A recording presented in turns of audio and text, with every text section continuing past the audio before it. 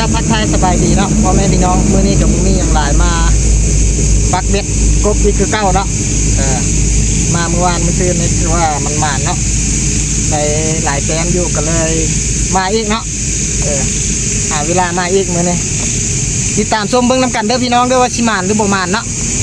หมายมื้อนี้ก็อ้อมแอนแถวบ้านนี่แหละไปไกลก็ย่านฟ้าย่านฝนเนาะไปมามันยากใจแถวไกลๆด้วยล่ะติดตามชมเบิ่งน้ำกันเด้อพี่น้องเด้อว่าสิหมานบ่หมานเด้อไป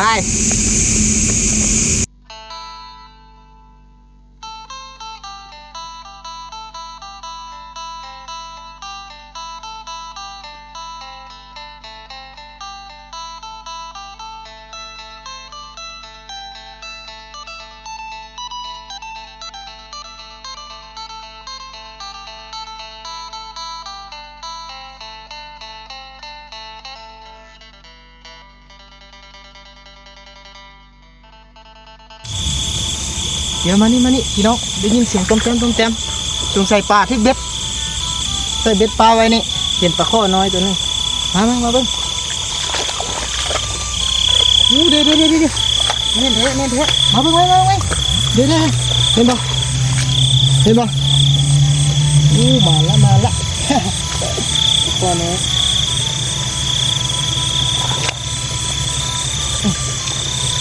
โอ้เรื่อง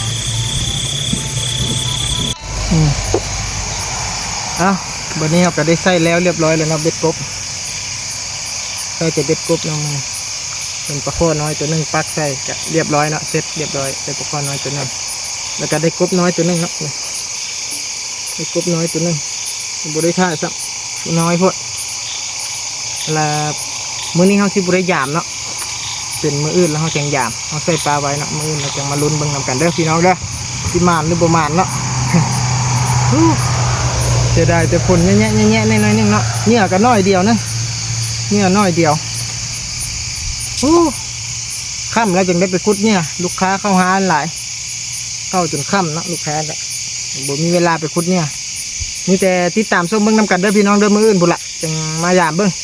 ใส่เบ็ดประมาณถ้าปลายลางนี่แหละใส่บ่หมดซ้ำเนี่ยหมดก่อนไปมือจังมาติดตามชมเบิ้งนำกันมื้อนี้ก็ได้ปลาข้อตัวนึงครับกบตัวนึงเนาะไปมื้อเราจังมายาม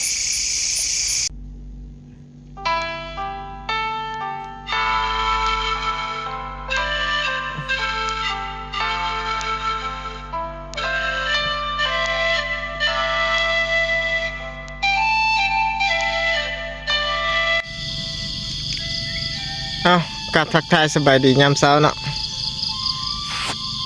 มายามเบ็ดเนาะมายามเบ็ดซีใส่ไว้เนาะ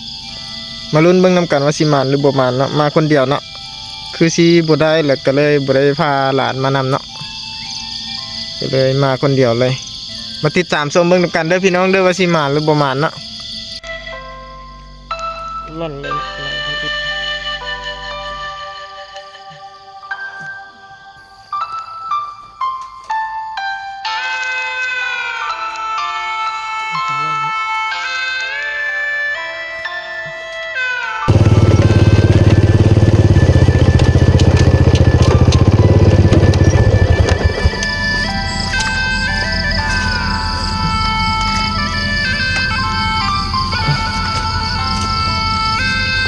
เรียบร้อยพี่น้อง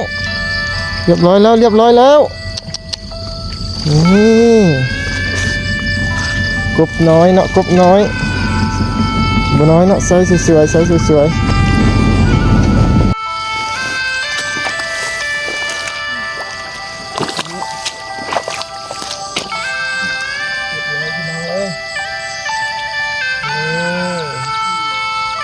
งามเติมกันนี่นะ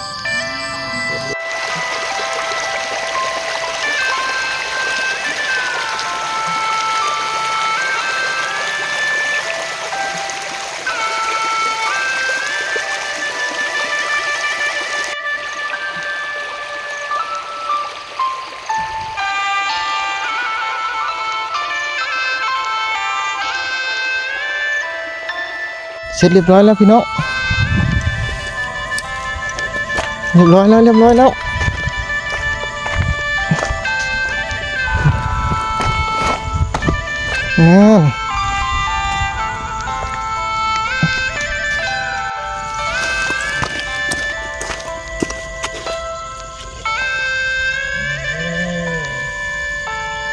ยมพี่น้องเยี่ยม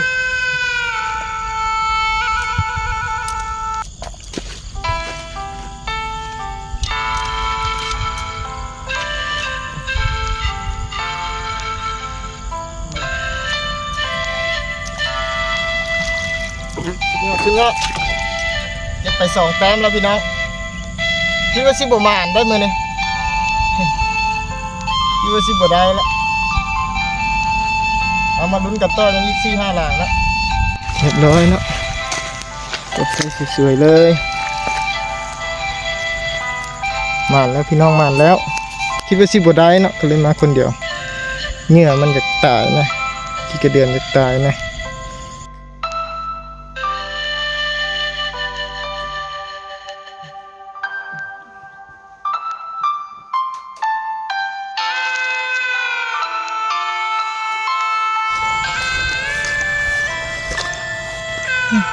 พี่อยู่สูงแค่คันนี้นะ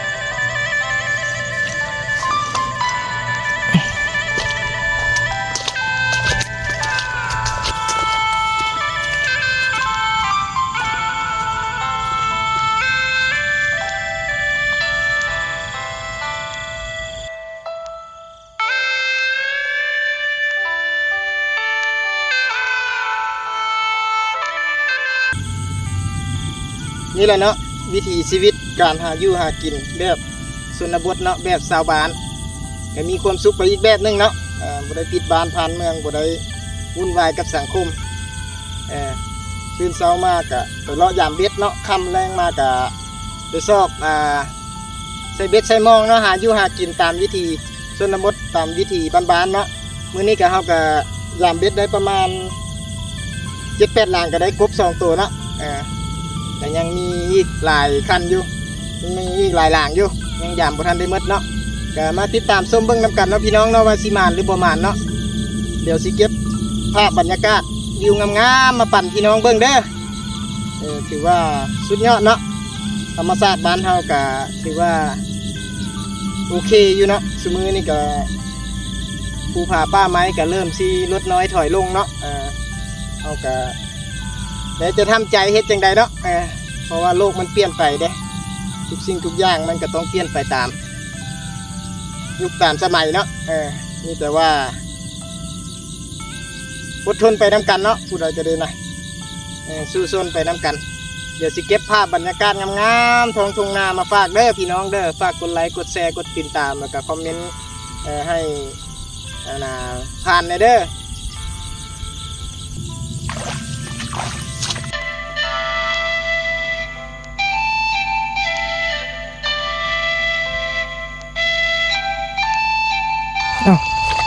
นี่คือเต็นท์คุณยงกบ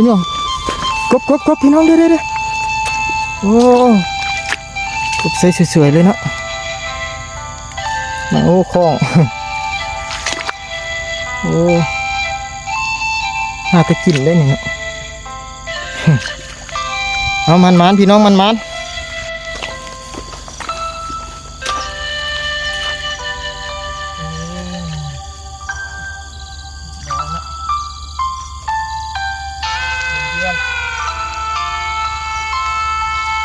ใช้บุญง่ายกันเลยนะพวกมึง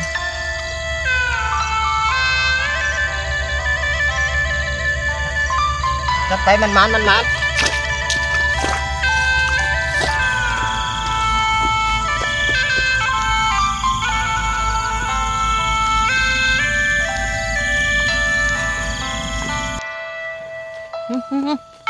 รียบร้อยพี่น้องเรียบร้อยเด็ดโอ้เรียบร้อยแล้วกบน้อยเนาะ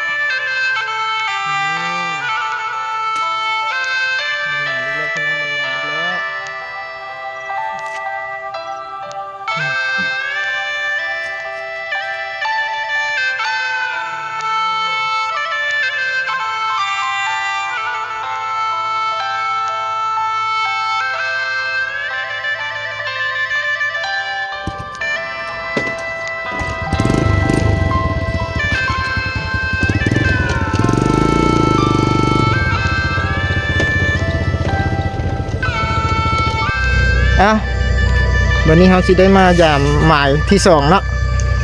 มาติดตามชมเบิ่งนำกันว่าสิมานหรือบ่มานเนาะร่อนเนาะตัวนี้บ่มานเรียบร้อยพี่น้องเด้เสร็จแล้วโอ้กบใหญ่นี่จะตัวใหญ่ๆเนาะกบอยู่แถวนี้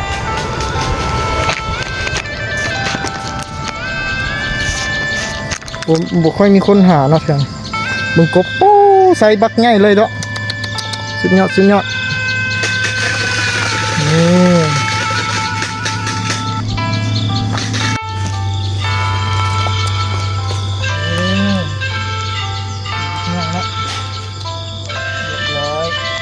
ี่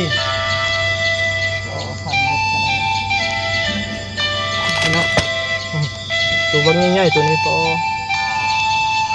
ยี่ฝั่งนี้มีแต่กบใหญ่ๆเนาะส่วนหลายฝั่งนั้นมีแต่กบน้อยทึกหลังนึงอยู่ข้างเทียงครับไอ้ไฟเรายานมันรูดแล้วเรายามไอ้ตัวนึงซ้ำนี่หลักตัวใหญ่ๆทีเดียว